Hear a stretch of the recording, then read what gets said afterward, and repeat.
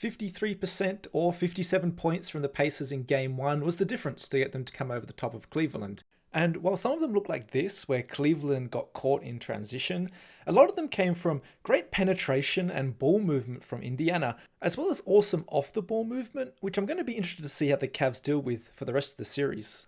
And let's start off with Indiana's first three-pointer of the game, where Siakam gives the ball to Turner, Turner hands off to Halliburton, and Siakam just pops out at the top of the three-point line, wide open for this three.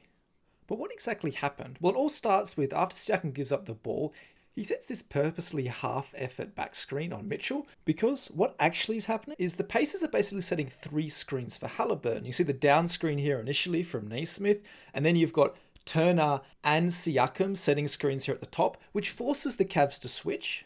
Turner's defender goes to Halliburton. Turner then dives off his screen, taking both Halliburton's original defender as well as Siakam's help defender with him. And this is set up by the close proximity of the Pacers players initially, which allows Turner to pin two defenders, leaving Siakam wide open to drill the three.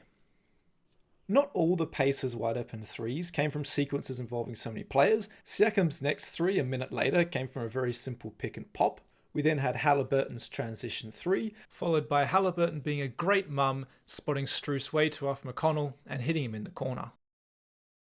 The most closely guarded three of the first quarter was this one. You can see how good again Indiana are at spotting and hitting players with these skip passes, this time punishing Dean Wade for coming too far across in the help. For Indiana's final, seventh three-pointer of the quarter, we get some cheeky off-the-ball movement from Obi Toppin. But I want you to look at how Indiana set this up. Again, they load these players really close to each other. Initially up the floor, we had Siakam being guarded by Evan Mobley. And then we had Dean Wade on Obi Toppin. But look at the movement in the corner. The two Indiana players just kind of circle each other, forcing the Cavs players into a switch because they don't want to just walk around each other and potentially cause confusion in the help position. And what this does is look at when Obi Toppin actually moves. It's right as McConnell attacks and actually gets past his defender.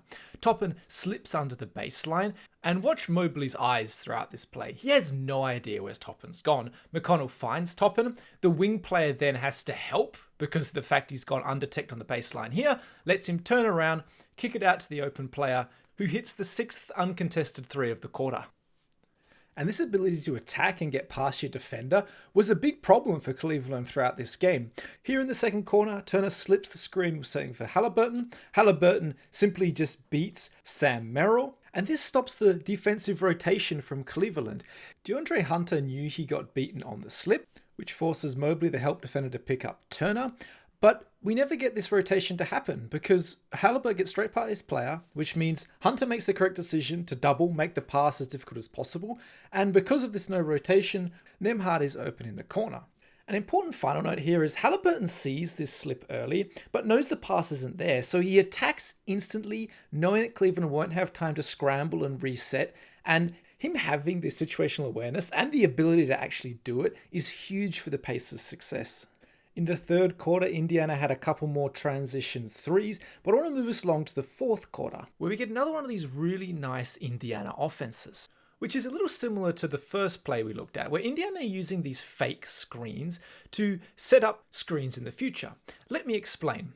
So it starts off with a lot of movement here above the foul line before really settling in this position here, where we have Turner looking like he's setting a screen for Naismith. He slips it instantly, but look at what this does. It forces Naismith's defender up and out of the help position, very close to Naismith. And what's he able to do this? Well, he pushes Donovan Mitchell into a position where he's almost screening his own man. Nembhard gets an insane amount of separation and attacks the ring. Turner also off this dive has done a great job of sealing, so yet another option Indiana could have potentially had here, plus the ability for Nembhard to just shoot a floater over his own man. But they actually kick the ball to the corner, and that's because in all of this, Allen sees his team is struggling on that side of the court, so pops down to potentially try and help, even though I don't really think there's much he could have done here. Just 1 minute later, we have a three-pointer in basically the exact opposite way, with Halliburton just cooking his defender here, taking him to dance, as the commentator said.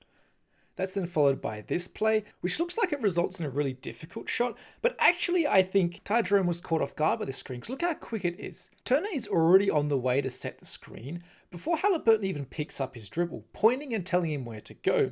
And if you look at Jerome, he looks a little bit half committed as he goes over this screen. Not to mention Turner was also open for the pick and pop here. So again, multiple options for Indiana.